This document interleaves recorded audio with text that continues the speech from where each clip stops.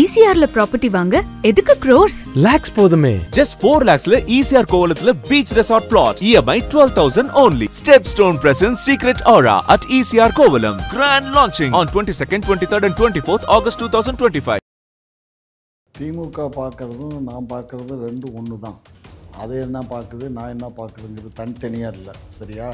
ஏதோ திரைப்படத்தில் வசனம் பேசுகிற மாதிரி பேசுகிறாரே தவிர ஒரு அரசியல் மேடையில் பேசுவது போல் பேசவில்லை. அங்கிள்ன்றது ஒன்றும் கெட்ட வார்த்தை இல்லையே, அதை தமிழில் எடுத்து பாருங்க. மாமா, அது ஏன் நீங்கள் வந்து ரொம்ப தரக்குறைவான விஷயமா பார்க்குறீங்க? அவர் தலைவர் சொன்னதே நான் தப்புங்கிறேன், அப்புறம் அந்த பொடியையும் சொல்கிறதுக்கெல்லாம் ஏன்கிட்ட பதில் கேட்டுட்ருக்க? யார் யாது? எல்லாம் அணில் குஞ்சுகள். இந்த அணில் குஞ்சுகள் சொல்கிறதுக்கெல்லாம் வந்து நாங்கள் மது இன்னைக்கு யார் குடிக்காமல் இருக்கா? உலக நாட்டில் எல்லா உலக தலைவர்கள் எல்லாமே மது குடிக்கிறாங்க. கட்சி கண்டிக்கலையே சார்? கட்சி எது கண்டிக்கும்? நாங்களே மது கடையை ஓப்பன் பண்ணி வச்சுருக்கும் போது நாங்கள் எது கண்டிக்கணும்? கட்சியாக இருந்தால் கட்டுக்கோப்பாக இருக்குங்கிறது. தலைவர் சொல்கிறதுக்கு தொண்டர் கட்டுப்படுவான், ரசிகர்கள் கட்டுப்பட மாட்டான். ஓட்டாக மாறுமா மாறாதுன்னா அது ரசிகர்கள் ஓட்டு போடக்கூடாதுன்னு இருக்கா? 2 லட்சம் பேர் வந்தாங்கன்னா 2 லட்சம் பேர் ஓட்டு போட மாட்டானா? அதெல்லாம் ஓட்டு போடுவான். ஏன் ஓட்டு போட மாட்டான்?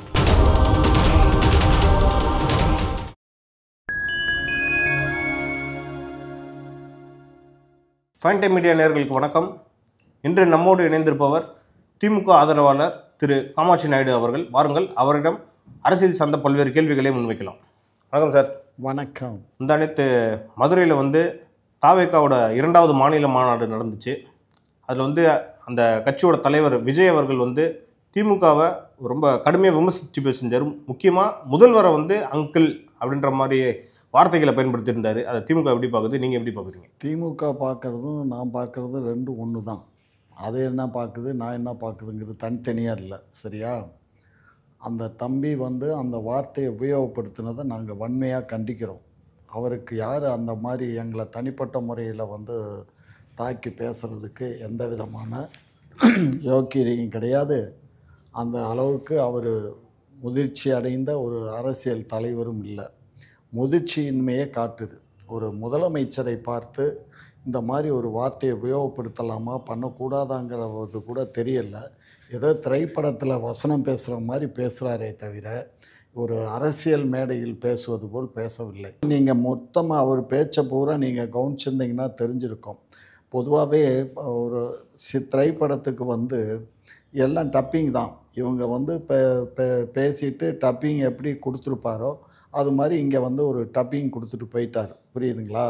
அந்த டப்பிங் நாகரிகமற்ற செயலாகத்தான் கருத முடியுமே தவிர நான் மட்டும் இல்லை, ஒட்டுமொத்த உலக ஊடகங்கள் எல்லாமே கண்டிக்குது. எல்லா ஊடகங்களும் ஒரு முதலமைச்சரை இந்த மாதிரி சொன்னது தப்பு அப்படின்னு சொல்லி எல்லாருமே கண்டிக்கிறாங்க. ஆனால் இது ரொம்ப கண்டனத்துக்குரியது. அது காலம் பதில் சொல்லும், தமிழக மக்கள் பதில் சொல்லுவாங்க 26 தேர்தலில். ஆனால் தாவேக்காவினர் என்ன சொல்கிறாங்கன்னா, அங்கிள்ன்றது ஒன்றும் கெட்ட வார்த்தை இல்லையே, அதை தமிழில் எடுத்து பாருங்க. மாமா, அது ஏன் நீங்கள் வந்து ரொம்ப தரக்குறைவான விஷயமா பார்க்குறீங்க? ஏன் அப்படி அழைக்கக்கூடாதா முதல்வரை அப்படின்ற மாதிரி கேள்வியும் முன்வைக்கிறாங்க. நீங்கள் என்னென்னா அது வந்து தரக்குறைவுன்றீங்க. நல்ல ஒரு விஷயத்தை புரிஞ்சுக்கோங்க. அவன் தம்பி சொல்கிறான், அவன் தானே சொல்கிறான். அவங்க தலைவரை சொல்லும்போது அவன் தம்பி சொல்கிறான்னு நீ வேணா சொல்கிற. அவர் தலைவர் சொன்னதே நான் தப்புங்கிறேன், அப்புறம் அந்த பொடியையும் சொல்கிறதுக்கெல்லாம் ஏன்கிட்ட பதில் கேட்டுட்ருக்க? யார் யாது? எல்லாம் அந்த விசில் அடித்த அந்த இவர் நம்ம திரு சீமான் அவர்கள் சொன்னது போல் எல்லாம் அணில் குஞ்சுகள். இந்த அணில் குஞ்சுகள் சொல்கிறதுக்கெல்லாம் வந்து நாங்கள் பதில் சொல்லிட்டு இருக்கணுமா? விஜய்க்கு பதில் சொல்கிறதே நாங்கள் தவறுன்னு நினைக்கிறோம். அப்படி இருக்கும்போது நீங்கள் கேள்வி கேட்குறீங்க, வேறு வழி இல்லாமல் உங்களுக்கு நாங்கள் பதில் சொல்ல. கட்சி தலைவர், அவர் பின்னாடி கட்சிக்கு தலைவர். அன்றைக்கி வந்து அவ்வளோ கூட்டம் இருந்துச்சு, அவ்வளோ இளைஞருக்கு படை இருக்குது. இதை பற்றி திமுக 5 தின் வேறு சொல்கிறாங்க சார். என்ன கூட்டம் இருந்துச்சு? எவ்வளோ கூட்டம் வந்தாங்க? என்ன கூட்டம் வந்துச்சு? கொஞ்ச நேரத்துக்கு முன்னாடி திரு சிவசங்கர ஒருத்தர் மதுரைக்காரர் தான் நத்தம், அவர் ஒரு பேட்டி கொடுத்தாரு. அவர் பேட்டியில் சொல்லியிருக்காரு, ஏற்கனவே விழுப்புரத்தில் நடந்த அந்த மாநாட்டுக்கு ஈக்குவலான மாநாடு இல்லை, அதை காட்டிலும் இது ரொம்ப கம்மியான கூட்டம்தான். இது மிஞ்சி போனால் 1.5 2 லட்சம் மக்கள் தான் வந்திருக்காங்க. எனக்கு தெரிஞ்சு இந்த நீங்கள் மட்டும்தான் அதை சொல்கிறீங்க சார். என்னையா கூட்டம் கம்மின்றது வந்து நீங்கள் மட்டும்தான் சொல்கிறீங்க? நாங்கள் மட்டும் இல்லை, பார்த்தவங்க எல்லாருமே நீங்கள் பார்த்துருக்கணும். நீங்கள் பார்க்காம சும்மா அதாவது கண்ணு ஒரு 1000 பேர் ஒரு இடத்துல சேரை போட்டு உக்காந்தாலோ நின்றாலோ பெரிய கூட்டமாக தெரியும் கண்ணு. ஆனால் அந்த ஸ்பாட்டில் நீங்கள் ஒரு 1.5 லட்சம் 2 லட்சம் மக்கள் இருந்தாங்கன்னு வச்சுக்கோங்க, அது பெரிய கேதரிங்காக தான் தெரியும். சரிங்களா?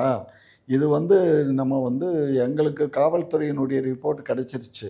மொத்தமே 160 தான் வந்திருக்காங்க காவல்துறையினுடைய கணக்குப்படி. மற்ற எல்லாம் சேர்த்தா கூட இன்னொரு 40 கூட சேர்த்துக்கோங்க. 2 லட்சம் மக்கள் தான் வந்திருப்பாங்க. 10 லட்சம் வரட்டும், 25 லட்சம் வரட்டும், அதை பற்றி எங்களுக்கு என்னையா கவலை? அதையே பெருசுப்படுத்தணும். அதை பற்றி பெருசுப்படுத்த வேண்டிய வேலை இல்லை. இவங்க சொன்ன கணக்கு 25 லட்சம் பேர் வருவாங்க, 500 ஏக்கரால் நாங்கள் வந்து மாநாட்டுக்கு ஏற்பாடு பண்ணியிருக்கோம்னாங்க. இது மாநாட்டு திடல் மாதிரி தெரியல. மாநாட்டு திடல்னா என்ன பண்ணுவாங்கன்னா, மேலே வந்து மக்களுக்கு வந்து எந்தவித பாதிப்பு இல்லாமல், வெயிலோ மழையோ பாதிப்பு இல்லாமல் ஷெட்டு போடுவாங்க. பார்த்துருக்கீங்களா மாநாடெல்லாம்? நீங்கள்லாம் சின்ன வயசு, ஏன்னா நாங்கள் போட்ட மாநாடெல்லாம் நீங்கள் பார்த்துருக்க மாட்டீங்க.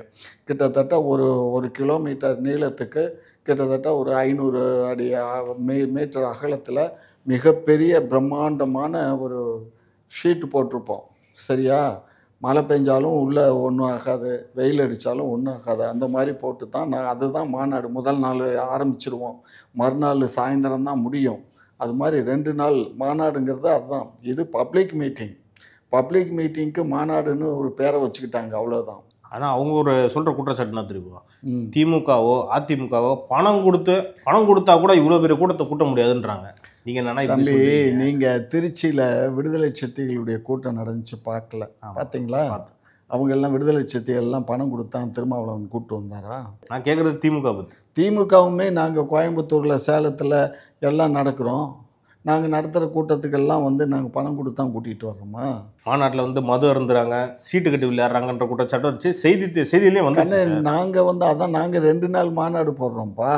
மொதல் நாள் வந்துடுறாங்க, மொதல் நாள் செஷன் முடியுது. 10 மணிக்கு மேலே அவன் சீட்டு ஆடுவான், தண்ணி அடிப்பான், எதை வேணாலும் பண்ணுவான். அவனுடைய தனிப்பட்ட வாழ்க்கை அது. அதில் நாங்கள் தலையிட முடியாது, புரிஞ்சுக்கோங்க. மறுநாள் காலையில் திரும்ப மறுபடியும் மாநாடு ஆரம்பிக்கும். தனிப்பட்ட வாழ்க்கைனா வேற எங்கன்னா போய் பண்ணலாமே சார். ஒரு கட்சியோட மாநாடு, அங்கே போயிட்டு ஏன் இந்த மாதிரி நடந்துக்கணும்? என்ன சீட்டு விளையாண்டாங்க, அவ்வளோதானே. மது அருந்துனாங்க. சரி, நாங்கள் மது அருந்துறோம். மது இன்னைக்கு யார் குடிக்காமல் இருக்கா? உலக நாட்டில் எல்லா உலக தலைவர்கள் எல்லாமே மது குடிக்கிறாங்க. கட்சி கண்டிக்கலையே சார்? அதை கட்சி எது கண்டிக்கும்? நாங்களே மது கடையை ஓப்பன் பண்ணி வச்சிருக்கும் போது நாங்கள் எது கண்டிக்கணும்? என்ன கடையில் குடிக்கலாம்? மது கடையில் குடிக்கிறதுக்கும் ஒரு மாநாட்டில் குடிக்கிறதுக்கும். மாநாட்டு நடக்கும்போது குடித்தா தப்பு. மாநாடு நிறைவு பெற்ற பின்னாடி இரவு படுக்க போகும்போது ஒரு கட்டிங் போட்டுக்கிட்டு அவன் படுக்கிறான். இதை எதுக்கு தவறுன்னு சொல்கிறேன்? நான் பார்க்கல. எங்கள் இதில் சீட்டு விளையாண்டது தான் நான் பார்த்தேன். நீங்கள் என்ன, இப்போ நான் மாநாட்டுக்கு போயிடுந்தேன். நாங்கள் மாநாட்டை சுற்றி தான் பார்த்தோம். இரவு 1 மணி வரலையும் தூக்கம் வரலன்னு சுற்றிக்கிட்டே தான் இருந்தேன் நான். சீட்டு விளையாடிக்கிட்டு இருந்தாங்க அங்கங்கே தொண்டர்கள்லாம் உட்காந்து, அவ்வளோதான். அதுவும் ரம்மி விளையாண்டுக்கிட்டு இருந்தாங்களே தவிர வேறு காசு வச்செல்லாம் யாரும் விளையாடலை. புரியுதுங்களா? அதனால் குற்றச்சாட்டுகள் எப்படி வேணாலும் வைக்கலாம், புரியுதா? உண்மை என்னங்கிறத பார்க்கணும். ஒரு பொதுக்கூட்டத்துக்கு இவ்வளோ பெரிய ஜனம் வருவாங்கன்னு தெரிஞ்சால் அந்த பொதுக்கூட்ட ஏற்பாடு எவ்வளோ அழகாக பண்ணியிருக்கணும். காசு பணம் இல்லைன்னா பரவாயில்ல, உங்ககிட்ட தான் கோடி கோடியாக வச்சுருக்கு. நீ சொன்னாலே கோடிக்கணக்கான பேர் வரைஞ்சி கட்டிக்கிட்டு செய்யறதுக்கு ரெடியாக இருக்கான். எந்த தொண்டனுக்கும் காசு கொடுக்காம அவன் பொண்டாட்டி தாலி அடமானம் வச்சோ விற்றோ அவன் வந்து சேர்ந்தான். நீங்கள் பார்த்தீங்களா சார்? ஆமாம், நான் பார்த்தேன். அதை பேட்டி கொடுத்துருக்காங்க, பார்க்கலையா? ஒரு பொண்ணே பேட்டி கொடுத்தா, இந்த மாதிரி என் பர்ஸையே அடிச்சுட்டு போயிட்டான், அதில் பணம் இருந்துச்சு, ஏடிஎம் கார்டெல்லாம் இருந்துச்சுன்னு ஒரு பெண்ணு பேட்டி கொடுத்த. நீ பார்த்தீங்களா பார்க்கலையா? பார்க்கலையா? இல்லை சார், நான் பார்க்கல. பார்த்தீங்கல்ல? அப்புறம் ஸோ அது மாதிரி அது மட்டும் இல்லை. அந்த நீங்கள் இப்போ தண்ணி அடித்தாங்கன்னு சொன்னீங்கல்ல, மாநாட்டை சுற்றி அந்த பக்கம் இந்த கார் பார்க்கிங் இருக்குல்ல, அங்கெல்லாம் கீழே உக்காந்துக்கிட்டு எல்லோரும் தண்ணி அடித்ததெல்லாம் நீங்கள் பார்க்கலையா? அதே மாதிரி அதெல்லாம் திமுக காரங்கன்னு அவங்க தான் சார் சொல்கிறாங்க. உள்ள ஸ்லீப்பர் செல்லுன்றாங்களே சார் திமுக. அந்த லூஸ்தனமான பேச்செல்லாம் எங்கள்கிட்ட பேசக்கூடாது. அவ்வளோ பயிலும் இதில் போய் அந்த துண்டை போட்டுக்கிட்டு போய் அவன் போய் வந்ததே திமுக காரங்க தான். எங்கள் மாநாட்டை வந்து பேரை கெடுக்கிறதுக்குன்ட்டு உள்ளே வந்து திமுக காரங்களும் மற்ற கட்சிக்காரங்களும்ன்றாங்க. தம்பி, இதெல்லாம் வந்து வாய்க்கு பத்தாத பேச்சு, சரியா? எவன் வேணாலும் எதை வேணாலும் பேசலான்னு பேசுகிறானுங்க எடுவிட்ட பயிலுவோம். இவங்களுக்கு நாங்கள் பதில் சொல்ல வேண்டிய அவசியம் இல்லை. எங்கள் கட்சிக்காரன் என்னத்துக்கு இவன் கூட்டத்துக்கு போகிறோம்? எங்களுக்கு என்ன தலையெழுத்தா, தலைவிதியா? அப்படியெல்லாம் நாங்கள் வந்து ஒரு மாநாடு இந்த மாநாடு சிறப்பாக நடந்தால் எங்களுக்கு சந்தோஷம், சிறப்பாக நடக்கலைனாலும் எங்களுக்கு சந்தோஷம். ரெண்டுக்குமே எங்களுக்கு கஷ்டமும் இல்லை நஷ்டமும் இல்லை, புரியுதா? அதனால் ஒரு அரசாங்கம் தான் இதுக்கு தடை உத்தரவு பண்ணிச்சு, அப்படி பண்ணிச்சு இப்படி பண்ணிச்சுன்னு சில எல்லா கதைகளையும் கட்டி விட்டானுங்க. நாங்கள் என்ன தடை உத்தரவு போட்டோம்? விநாயகர் சதுர்த்தி இருக்குப்பா, அந்த தேதியை தவிர வேறு தேதியை மாற்றி வச்சுக்கோன்னு சொன்னோம், அவ்வளோதான். விநாயகர் சதுர்த்தியில் பண்ண வேண்டாம், அடுத்த ஒரு தேதியில் பண்ணுன்னு சொன்னோம். அடுத்த தேதி கொடுத்தாங்க, அந்த தேதி அனுமதி கொடுத்தாச்சு, நடத்துனாங்க. 2வது வந்து அவங்களுக்கு நீங்கள் இவங்க நடத்துனது வந்து எவ்வளோ தூரம் தெரியுமா? மதுரையிலேருந்து கிட்டத்தட்ட 10 கிலோமீட்டர். 10 கிலோமீட்டர் தூரத்தில் தான் அந்த மாநாடு நடந்துச்சு. இந்த 10 கிலோமீட்டர் தூரத்துக்கு வண்டிகள் வாகனம் கிட்டத்தட்ட அவங்க வாகனங்களே ஒரு 9000 வாகனங்கள் வந்ததாக காவல்துறை கணக்கு சொல்லுது. 9000 வாகனங்களையும் ரோட்டில் நிப்பாட்டினா எப்படி? உள்ளுக்குள்ளே நிப்பாட்டினது ஒரு 500-600 வண்டி தான் உள்ளே நிப்பாட்டியிருந்தானு அந்த பார்க்கிங்கில். மற்றது பூரா ரோட்லேயே நிப்பாட்டிட்டானுங்க. அதனால் டிராஃபிக் ஜாமு வேறு பெரிய இஷ்யூ ஆகிடுச்சு. காவல்துறை வந்து 3 நாளைக்கு முன்னாடியே ஒரு எஸ்பி அங்கே டெபுட் பண்ணி அந்த எஸ்பி அப்போதைக்கு தான் ஐஜி கூடயும் டிஐஜி கூடயும் பேசிக்கிட்டு அந்த இதை ரெகுலேட் பண்ணாங்க அந்த காவல்துறை. இது காவல்துறை இல்லைன்னா ஏங்க அவன் ஒரு 2 லட்சம் பேர் வந்தானா காவல்துறை 2 லட்சம் பேர் அங்கே போய் நிற்க முடியுமா தங்கம்? சொல்லுங்கள்.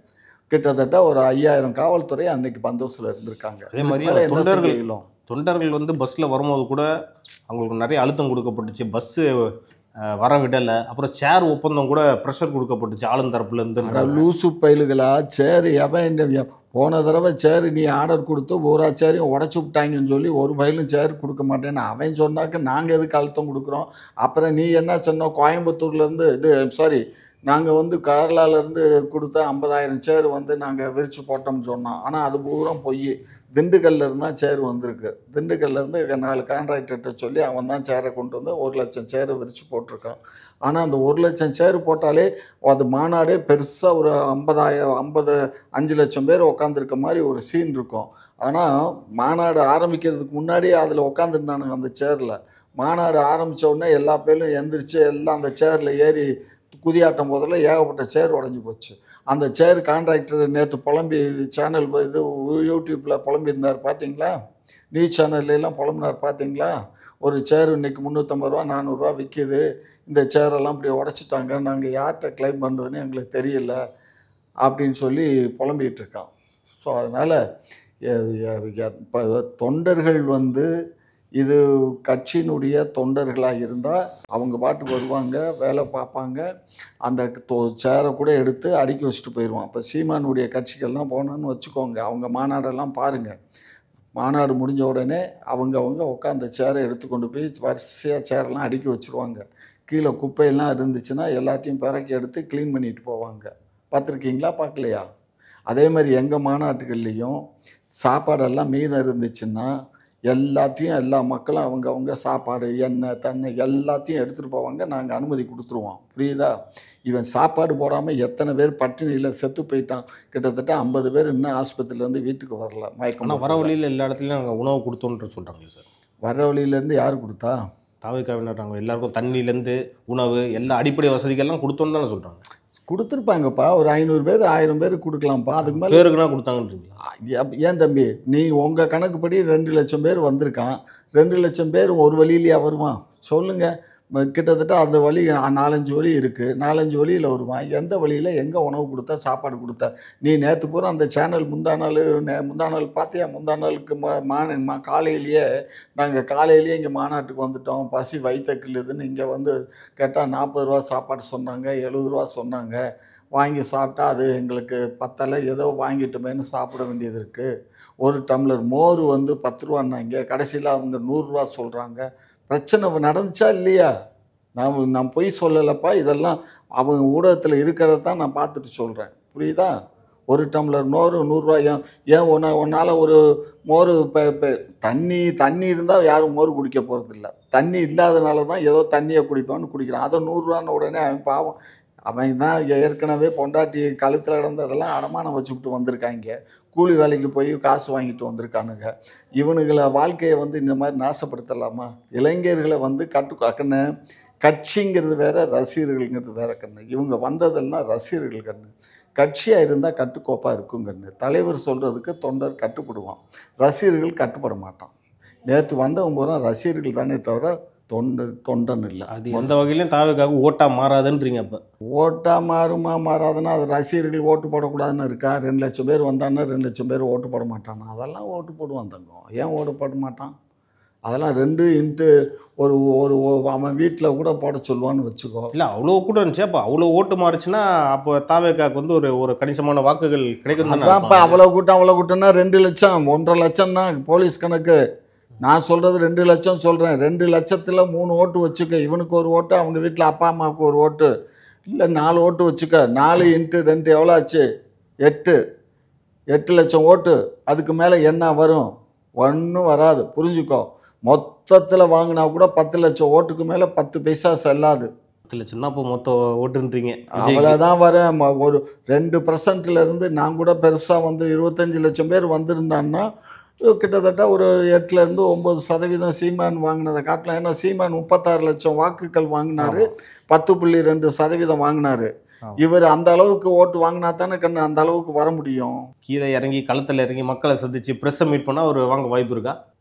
ரசிகர்களை தொண்டனா மாற்ற சொல்லு. அரசியல்படுத்தணும். நீயே சொல்லிட்ட. கட்சியை வந்து அரசியல்படுத்தணும். அரசியல் கட்சி யார் வேணாலும் ஆரம்பிக்கலாம், சரியா? அதை அரசியல்படுத்தணுமே தவிர அதை வந்து ரசிகர்களாக வச்சுக்கக்கூடாது. எங்கே போனாலும் ரசிகர்கள் வருவான், ஒரு செல்ஃபி எடுப்பான், அதை பண்ணுவான், இதை பண்ணுவான். இந்த தொந்தரவு இவந்தாலும் இந்த ரேம்பில் நடந்து போயிட்டு இருக்கும்போது எத்தனையோ பசங்க போனானுங்க, அவனை பண்ணி விட்டானுங்க. 2வது மேடையில் ஏறக்கூடாதுன்னு அந்த கம்பி இதுவெல்லாம் போட்டு அதில் கிரீஸை தடவி விட்டாங்க. என்னங்கடா அது ஒரு என்ன அநியாயம் நாட்டில். இன்னொன்று கிரீஸ் தடவுனுக்கு போல இன்னொன்று கூட பண்ணியிருக்கலாம், முள்ளை வெட்டி அடைச்சிருக்கலாம் சுற்றி. மேடையில் ஏற விடாமல் நெட்டுக்கு கம்பி இல்லை, முள் கம்பி வேலி போட்டிருக்கலாம். அயோக்கிய பயிலுக கண்ணு. இவங்களுக்கெல்லாம் அரசியலில் அது வெட்டுக்கார பயிலுக. யார் ஆதவ அர்ஜுன் தான் அந்த மேடை இதெல்லாம் போட்டு கொடுத்து அந்த ஆள் தான் 200-250 கோடி செலவு பண்ணியிருக்கான். இதெல்லாம் வருமான வரியில் மாட்டத்தான் போகிறாங்க. வருமான வரிக்கு இவங்க கணக்கு கொடுக்கணும். எவ்வளோ கணக்கு கொடுக்குறான் என்னன்னு பார்ப்போம், பொறுத்திருந்து பார்ப்போம். வந்து மாநாட்டிலே ஒன்று சொன்னார். என்னென்னா வர தேர்தல் வந்து தாவேக்காவுக்கும் திமுகவுக்கும் தான் போட்டிங்கிறாரு. நீங்கள் என்ன சொல்கிறீங்கன்னா என்றைக்குமே திமுகவும் அதிமுகவும் தான் போட்டிங்கிறீங்க. தம்பி, நான் தான் சொல்கிறேனே, திரும்ப உங்கள் கிளிப்பிள்ளைக்கு சொன்ன மாதிரி சொல்கிறேன். அனைத்திந்திய அண்ணா திராவிட முன்னேற்ற கழகங்கிறது 72ல் ஆரம்பித்து அதுக்கப்புறம் 5 ஆண்டு கழித்து புரட்சித் தலைவர் எம்ஜிஆர் 77ல் தேர்தலை சந்தித்தார், சீஃப் மினிஸ்டராக வந்தார். ஆனால் அவர் 73லேயே நாடாளுமன்ற தேர்தலில் திண்டுக்கல்லில் போட்டி போட்டு வெற்றி பெற்றார். அதுக்கப்புறம் பல இடைத்தேர்தல்களையும் ஜெயிச்சு அன்றைக்கு அவர் கட்சி ஆரம்பிக்கும் போதே 15 எம்எல்ஏக்கள் இருந்தாங்க. ஸோ அந்த அளவுக்கு ஒரு ஸ்ட்ரென்த்தோடு தான் அவர் அன்றைக்கி கட்சி ஆரம்பித்தார். 2வது அவர் கிட்டத்தட்ட 45 ஆண்டு காலம் வந்து திராவிட முன்னேற்ற கழகத்தில் பயணித்தார். எம்எல்ஏவாக இருந்தார், எம்எல்சியாக இருந்தார், ஒரு நடிகராக இருந்தார், இப்போ கட்சியின் பொருளாளராக இருந்தார். அவ்வளோ பொறுப்புகளை வைத்தார், சரியா? எம்ஜிஆர் தான் திமுக தான் எம்ஜிஆருங்கிற அளவில் தான் நாங்கள்லாம் இருந்தோம், புரியுதுங்களா? ஒரு கையில் ஒரு கறிக்கட்டையோ ஒரு சாக் பீஸோ கிடச்சா சோத்தில் போய் அந்த கறி எடுத்து எம்ஜிஆர் மாதிரி இப்படி போடுவோம்.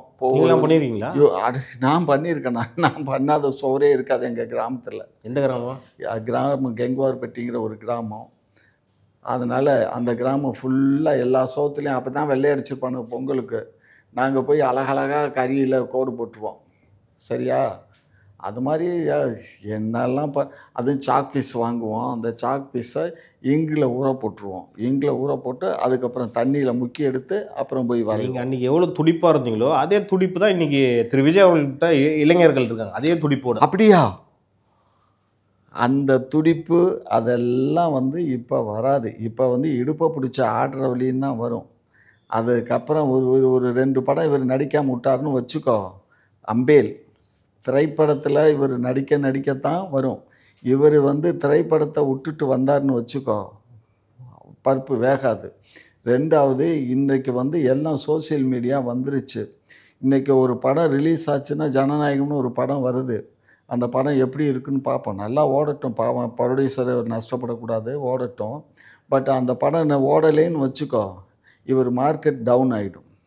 மார்க்கெட் டவுன் ஆனால் இந்த ரசிகர் கூட்டம் டவுன் ஆகும், புரிஞ்சுக்கோ. அவர் தான் பீக்கில் இருக்கார், 250 கோடி ரூபா சம்பளம் வாங்குறாருன்றீங்க. அட நீ 250 கோடி வாங்கினான்னா 300 கோடி வாங்கினான்னா எல்லோரும் கண்ணு ஆணைக்கு ஒரு காலம் வந்தால் பூனைக்கு ஒரு காலம் வரும்னு சொல்லுவாங்க, சரியா? அது மாதிரி எல்லாத்துக்கும் ஒரு காலம் வரும் கண்ணு. ஒரு காலத்தில் கொடியேற்றி பிறந்த இவர் நம்ம கேபி சுந்தரம்மா இல்லை தான் முதல் கேபி சுந்தரம்மா 1 லட்சம் ரூபாய் வாங்கிச்சு ஔவையாருங்கிற படத்துக்கு. நம்ம வந்து இவர்கிட்ட ஜெமினி ஸ்டுடியோவில் எடுக்கப்பட்ட வாசன் எடுத்த படத்துக்கு 1 லட்ச ரூபா சம்பளம் அந்த அம்மாவுக்கு. அன்னைக்கு மற்றவங்கெல்லாம் 5000 10,000 சம்பளம், எம்ஜிஆருக்கெல்லாம் கூட 10,000 தான் சம்பளம் வாங்கின காலத்தில் அந்த அம்மா 1 லட்ச ரூபா சம்பளம் வாங்குச்சு. அதுக்கப்புறம் என்ஆர்டி தேவர் நம்ம தியாகராஜ பாகவதர் வந்தார், டிஆர் மகாலிங்கம் வந்தாங்க. அவங்கெல்லாம் மிகப்பெரிய பாட்டு பாடி அவங்கெல்லாம் நடிக்கக்கூடியவங்க. சரியா? அவங்களும் புகழோடு தான் இருந்தாங்க. எல்லாம் ஆடிய ஆட்டம் என்ன, பாடிய பாட்டு என்ன, ஆவி போன பின் எங்கே போகணுமோ அங்கே தான் போகணும். அது மாதிரி இந்த படம் வெற்றி அடைகிற வழியும் தான் வெற்றி. அதுக்கப்புறம் போச்சு. இப்போ இன்னும் என்ன கேட்டால் கொலைகேஸ் ஃபைல் பண்ணணும் இந்த தம்பி மேரில். ஏன்னா ஏறக்குறைய இப்போ ஒரு 3 பேர் வந்து செத்து போயிருக்காங்க, பல பேர் வந்து ஹாஸ்பிட்டலில் அட்மிட் ஆகியிருக்காங்க. இது யாருடைய ஸ்லாட்னஸ்ஸு? இது தலைவரை தானே சொல்ல முடியும், தொண்டனை சொல்ல இயலாது. தொண்டன் வந்துட்டான் வந்து பாதுகாப்பாக வந்துட்டு போங்கன்னு எல்லாமே அறிவுறுத்தினா வாயில் சொன்னால் போதுமாய்யா? அதுக்கு வேணுங்கிற ஏற்பாடை நீ பண்ணியிருக்கணுமா இல்லையா? ஒரு தொண்டனை நீ அழைச்சிட்டு வந்து தொண்டனை சேஃபாக கொண்டுட்டு வந்து சேஃபாக போகணுமில்ல. ஒரு நாய் சொல்லியிருக்கான், ஒரு மாவட்ட செயலாளர், இவர் எங்களுடைய அனுமதி பெற்று வரல, கூட வந்திருக்கான், அவன் பஸ்ஸில் தான் வந்திருக்கான், அவன் கூட வந்தவன் மயக்கம் போட்டிருக்கு, அங்கேயே வச்சு ட்ரீட்மெண்ட் கொடுத்துருக்கானுங்க. மறுபடியும் விஜய் வர்றாருன்னு உடனே இவன் மறுபடியும் போய் எந்திரிச்சு போய் ஆட்டம் போட்டிருக்கான், மறுபடியும் மயக்கம் போட்டிருக்கான், மறுபடியும் ட்ரீட்மெண்ட் கொடுத்துருக்காங்க. அங்கேயே அவனுக்கு வந்து உயிர் போயிடுச்சு. அதுக்கப்புறம் கவர்மெண்ட் ஜிஹெச்சு கொண்டு போயிருக்காங்க. ஒரு பய கூட வந்து பார்க்கலையாம். நேற்றுக்கு அந்த தம்பி அவங்க கூட வெளியில் இருந்தவங்க கொண்டு போய் அட்மிட் பண்ணி பார்த்துருக்காங்க. அவங்க மாவட்ட செயலாளர் வந்தாராம், இந்த தம்பி எங்கள்கிட்ட வந்து அனுமதி பெற்று வரல, அதனால் நாங்கள் இதை பார்க்க முடியாதுன்னு போயிட்டானா. ஒரு ஊருக்காரன் என்ன, அவன் கட்சி தவேக்கா ஊருக்காரன் உன் கூட தான் பஸ்ஸில் வந்திருக்கான், அப்புறம் என்னடா அனுமதி? பேர் கொடுக்கலையாம், பேர் கொடுக்காமல் வந்துட்டாராம். இதெல்லாம் நான் வந்து சொல்கிறேன்னா இல்லை ரெக்கார்டடு, இதெல்லாம் வந்து அன்ரிகார்டட் இல்லை, ரெக்கார்டட் விஷயத்தை தான் நான் சொல்லிகிட்டு இருக்கேன். அப்போ எந்த அளவுக்கு அவங்க கட்சியினுடைய பிற்போக்குத்தனத்தை காட்டுது. ஒரு மாவட்ட செயலாளருக்கு ஒரு ஐயா எவனுமே வேணாம் ஐயா, அவன் கட்சிக்காரன், அவன் துண்டு தோளில் போட்டிருக்கான், மாநாட்டுக்கு தானே வந்தான், அவனை பாதுகாக்க வேண்டியது உன் ஊருக்காரன், உன்கிட்ட இருந்தால் வந்திருக்கான், அவனை பாதுகாக்க வேண்டியது உன்னுடைய கடமை, உன் தலைவனுடைய கடமை. எத்தனை பேர்த்த போய் இந்த தலைவர் போய் சந்திச்சிட்டார், இரவோட செத்த உடனே ஆஸ்பத்திரிக்கு போய் நின்றாரா? இது எங்கள் பேரறிஞர் அண்ணாவோ, முத்தமிழறிஞரோ, டாக்டரோ அல்லது எங்களுடைய தானை தலைவர் ஸ்டாலின் அவர்களோ இருந்தால் உடனே போவாங்க. மாநாட்டில் இந்த மாதிரினா உடனே போயிடுவாங்க, புரியுதா? இல்லைன்னா 2ஆம் கட்ட தலைவர்களாவது அந்த ஸ்பாட்டில் போய் நிற்பாங்க, என்ன காரியங்கள் செய்யணுமோ எல்லாமே செய்வாங்க. நான்லாம் இது மாதிரி பல பேர்த்துக்கு உதவி பண்ணியிருக்கேன். அதாவது ஆக்சிடெண்ட் ஆகிடும், அதாவது வருவாங்க, பஸ்ஸு மோதிடும், இல்லை உருண்டுறோம். ஒரு முறை வந்து நான் எம்ஜிஆர் இதில் அப்போ இருந்தேன், எம்ஜிஆர் கூட இருக்கும்போது இது மேலூர்லேருந்து மதுரைக்கு வரையில் கீழே வளவுங்கிற இடத்துல அப்படியே ஒரு வேன் வந்து பல்ட்டி அடித்து கம்மாக்குள்ளே விழுந்துருச்சு. 18 பேர் ஆன் தி ஸ்பாட் அவுட்டு. அவங்கள எல்லாத்தையும் போய் உக்காந்து எல்லாத்தையும் எடுத்து அவங்க பேரண்ட்ஸுக்கெல்லாம் தகவல் சொல்லி அவங்களெல்லாம் வர வச்சு எம்ஜிஆர் உடனே ஆஸ்பத்திரிக்கு வந்து பார்த்து எவ்வளோ நடந்துச்சு. இதுதான் என் மனிதாபிமானம். மனிதாபிமானம் இல்லாமல் நீ நடந்துக்கிட்டால் என்ன, இந்நேரம் அறிவிச்சிருக்க வேண்டாம், அந்த போய் அவங்க பேரண்ட்ஸை பார்த்து ஆறுதல் சொல்லியிருக்கணும். அந்த வயசுக்கு தகுந்த மாதிரி ஒரு ஆண்டுக்கு இவ்வளோன்னு கணக்கு பண்ணி ஒரு 10 லட்சமோ 20 லட்சமோ இந்தான்னு கொடுத்துருக்கணும்ல. இதெல்லாம் மனிதாபிமானம். இதெல்லாம் நம்ம சொல்லி செய்ய வேண்டிய அவசியம் இல்லை, இது அவங்களுக்காக தோணும். அன்றைக்கி நடந்த மாநாட்டை பற்றியும் அதை வந்து திமுக எந்த வகையில் பார்க்குதுன்றதை பற்றி டீட்டெயிலாக சொன்னீங்க. இது குறித்து அடுத்தடுத்த நிகழ்ச்சிகளில் பேசலாம். நன்றி, வணக்கம்.